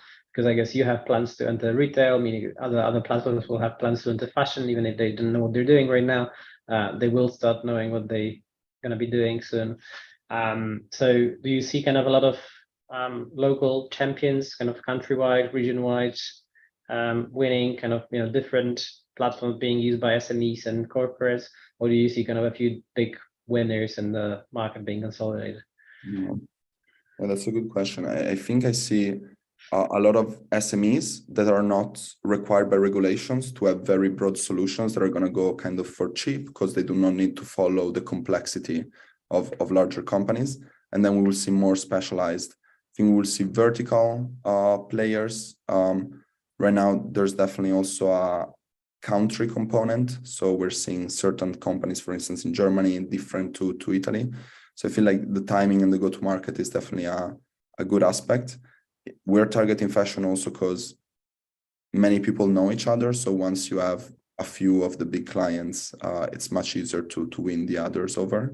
And there's a big presence in Europe across Italy and France. So like if you target, let's say, all the big productions in France and Italy, then you probably have the majority of the players there. Great, thank you. Awesome. Thanks for presenting, Alessandro. And thanks everybody for presenting. You all did an incredible job. This was an interesting mix and panel and interesting companies as well, tackling different solutions. But in my opinion, we need to make progress everywhere, not just in the things that are sexy and not just in the things that are super dirty, but anything that comes to kind of reduction. This is the part of the show where we kind of kick things over to the investors, to the sharks, to the dragons, the ones who are looking for companies to invest in, and rate the companies. Pick one or two of your favorites based off of the one you'd be most likely to take a meeting with or are most interested in as a potential investment. And I'm going to take myself out of this because Myro's in the program, like I said. So I'm going to give this over to you guys. Alex, I'm going to make you the pseudo host. You've done this before. You want to go first?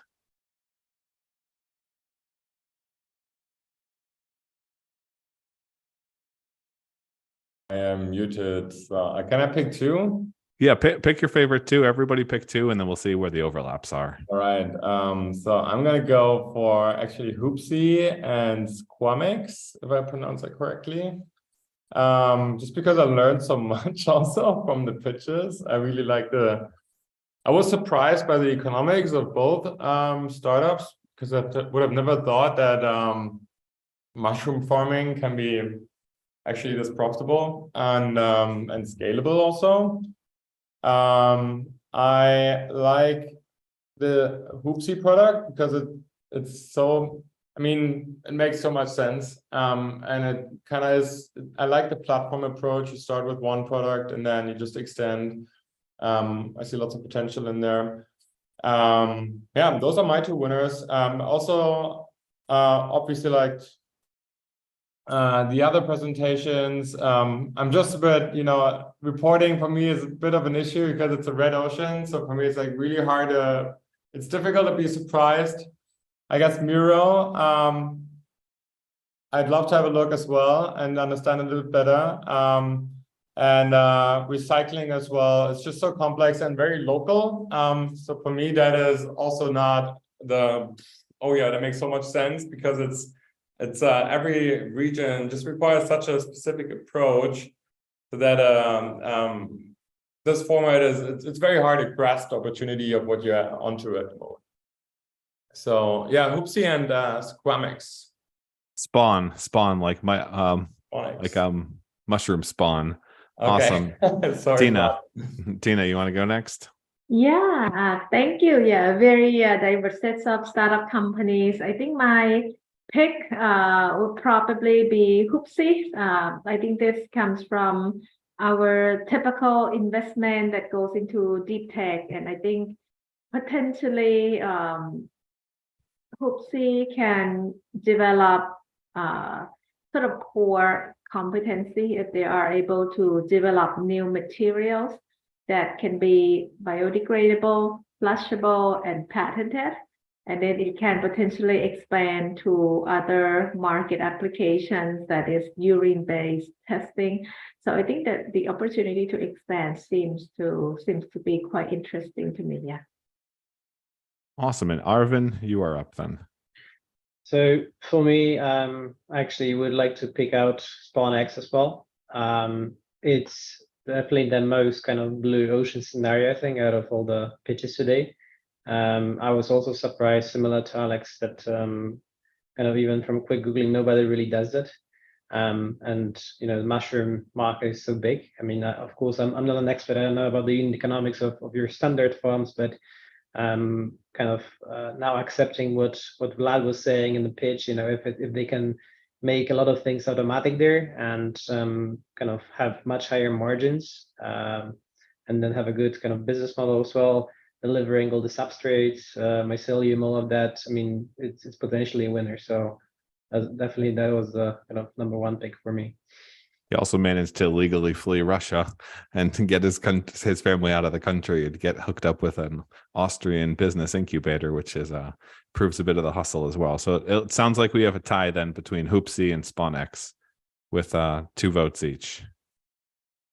Co-champions for tonight then. I'll take the silence as a yes. All the companies, thank you so much for presenting. Thanks for sharing and doing what you guys are doing. Obviously, there's a lot of really interesting things happening. And investors, if you want to post your info in the chat here, if you do want companies to reach out to you, then go ahead and do that. Or if you want to reach out to the companies, it's pretty much always first name at domainname.com because the founder gives themselves the good domain names. And then let's get an overview as well. So Tina, where's the best place for people to find you and reach out if they're interested? Yeah, you should try to find us at tdk-ventures.com, and our teams are listed there. Arvin? It would always be good to have a chat on LinkedIn. I think that's the kind of platform I use the most. So feel free to add me, send me a direct message, and I'll be happy to have a chat. And then there's Alex. Yeah, I just posted my details in the chat. Best to reach me on email. I'm very responsive. I'm trying to stay away from social media, so it takes a little longer on LinkedIn. So please send me an email. And if you guys want to find out more about a partner in Clime program and how we operate our accelerator and help our companies kind of grow, scale, and get traction, forward.vc, the number 4ward.vc. And I'm Matt, so you can figure out my email address or just contact me through there. And if you want to pitch on an upcoming session of the Startup Tank, we do this every 2 weeks. Pre-seed to pre-series A, hop on the startuptank.com and you can apply right through there. It'll send you to our nice little form and we'll see what we can do about getting you some exposure to some awesome companies or some awesome investors like this. Thanks for everybody for tuning in. And now it's time to tune out and go get dinner, I think, for the Europeans. Cheers, folks. Thank Bye. you.